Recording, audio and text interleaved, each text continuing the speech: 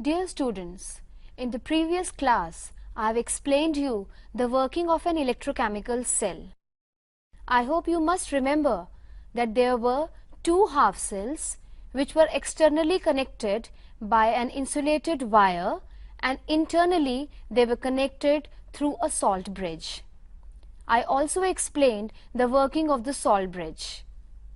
Now today I am telling you how to represent a cell, that without seeing the beakers, without seeing the two half cells, how you will know that which half cell will undergo oxidation and which half cell will undergo reduction, which is anode and which is cathode.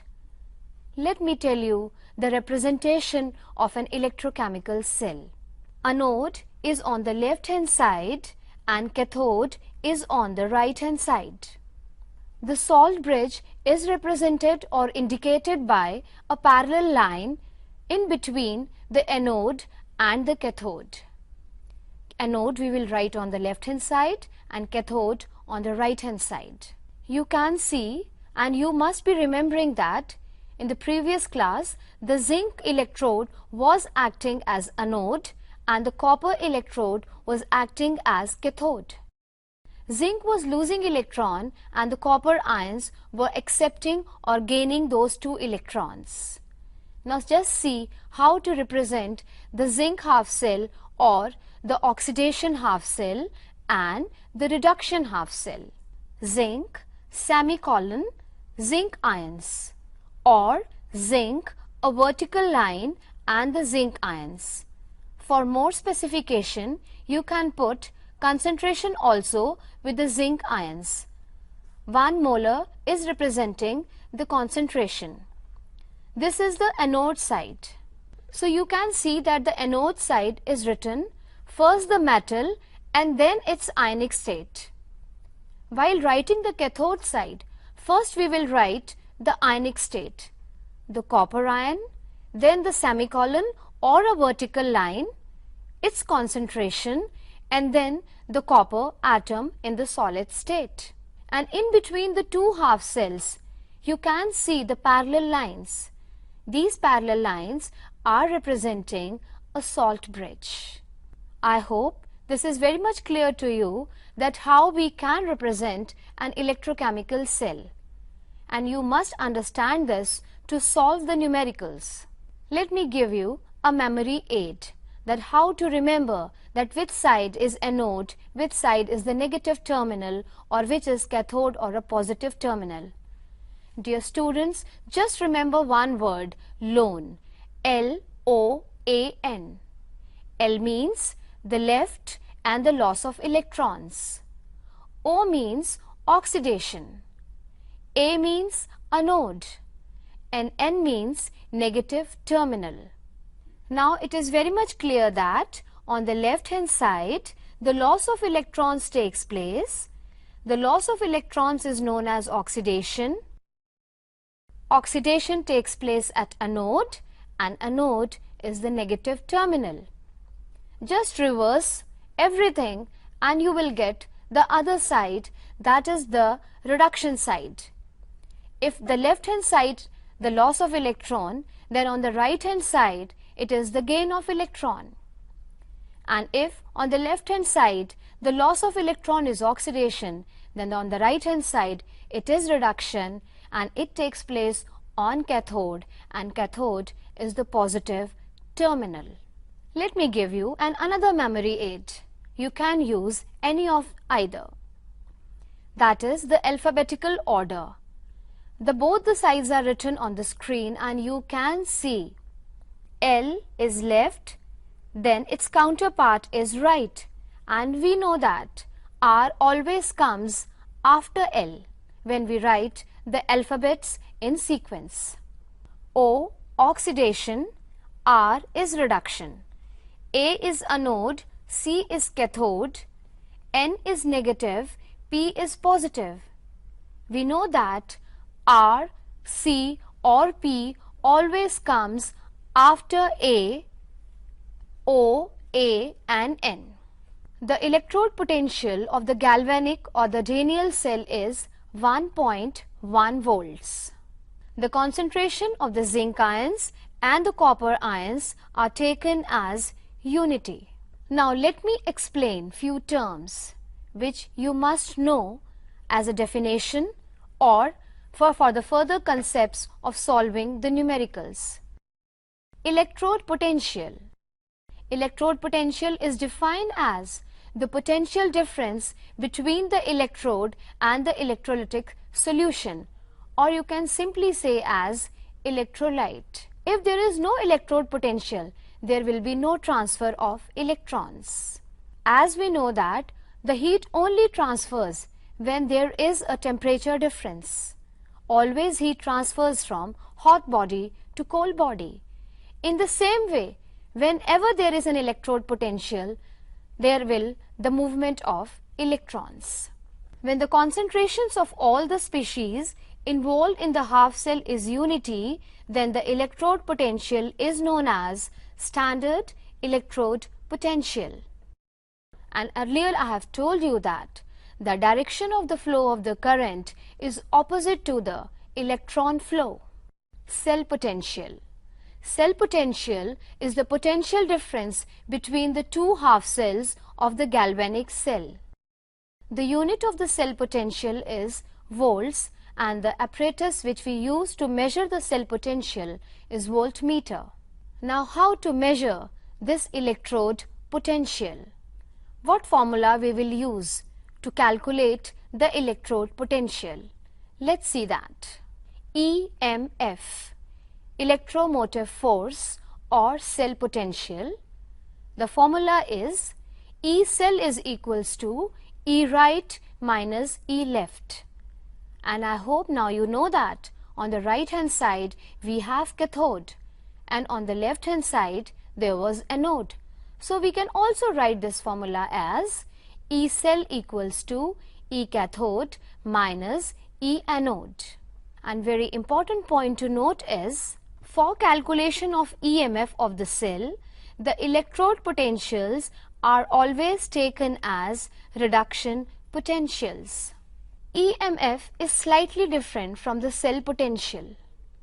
EMF we say when the cell is not sending any current or a negligible current, that is just in the beginning when the cell just starts working, at that time the potential difference is known as electromotive force. In short we say as EMF. Dear children, the cell potential which we measure by using the formula E cathode minus E anode is the relative value of the cell potential. It is not the absolute value. To measure the absolute value of the electrode potential, we need a reference electrode. Standard hydrogen electrode is universally accepted as a reference electrode. Let me explain you this SHE or NHE. The full form of SHE is standard hydrogen electrode, and SHE, which is also known as NHE, is normal hydrogen electrode, commonly known as reference electrode. Let's see its working. Standard hydrogen electrode is a reference electrode to measure potential of individual half cell. It has been assigned a zero potential at all temperature. Its construction. Standard hydrogen electrode is made up of a platinum wire coated with platinum black and is enclosed in a glass tube. We use platinum here because it is an inert element. It does not react with any other electrolyte or any other metal. And the SHE is a reversible hydrogen electrode because it can undergo the oxidation as well as reduction. This platinum wire enclosed in the glass tube is known as the platinum electrode. It is dipped in the hydrogen ions, which the concentration is 1 molar. The hydrogen gas is constantly bubbled through this solution, at 1 atmospheric pressure. This is the standard hydrogen electrode, which can act as anode as well as cathode depending upon the other half cell. Earlier I have told you, arbitrarily its potential has been fixed as 0 volts. Now let me explain you both the reactions, how it can undergo oxidation, that is the loss of electron, and how it can undergo the reduction, that means the gain of electrons. Just see that. As anode, you can see hydrogen gas loses 2 electron and is oxidized to hydrogen ions. And when it has to act as cathode, that means the gain of electron, then hydrogen ions in the electrolyte, they accept or gain the 2 electrons and is reduced to hydrogen gas. So I think it's very much clear that it can act as anode and cathode. So we say it as reversible hydrogen electrode. Just see the reaction, the conversion of the elemental state into the ionic state and the reverse reaction. In the figure, now you can see that the standard hydrogen electrode is connected to another half cell. It is a nickel half cell. SHE acts as the other half cell, and you can see that the two cells are internally connected through a salt bridge, the function of which has been clear to you in the previous class. The cell potential which we measure is the cell potential of the other half cell which is connected to the standard hydrogen electrode just by simply using the formula E cathode minus E anode or E right minus E left. We can find out the cell potentials of the various cells. In the given example, you can see with the hydrogen electrode, the copper half cell is connected.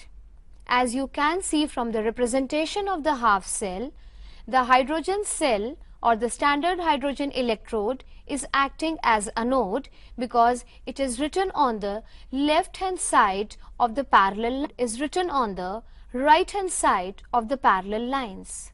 Now simply using the formula E right minus E left, we can write 0 for the hydrogen electrode. So the ER, that is the potential of the right hand side electrode, which is up to be 0.34 volts. This is the electrode potential of copper half cell.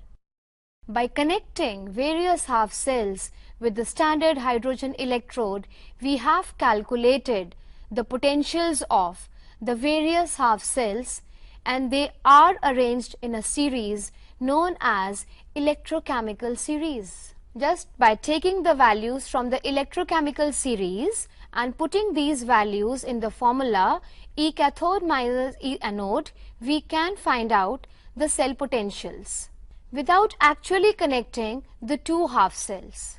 And let me once again tell you the use of the platinum electrode. It is an inert electrode and it just provides the surface for the inflow and the outflow of the electrons. Dear students, just now I have explained you how to represent an electrochemical cell and the need and use of standard hydrogen electrode, a reference electrode whose potential has been fixed as 0 volts, and how we can use the electrochemical series to find out the cell potential of the various combinations. I hope now you can use the formula E cathode minus E anode in your numericals and find out the cell potential.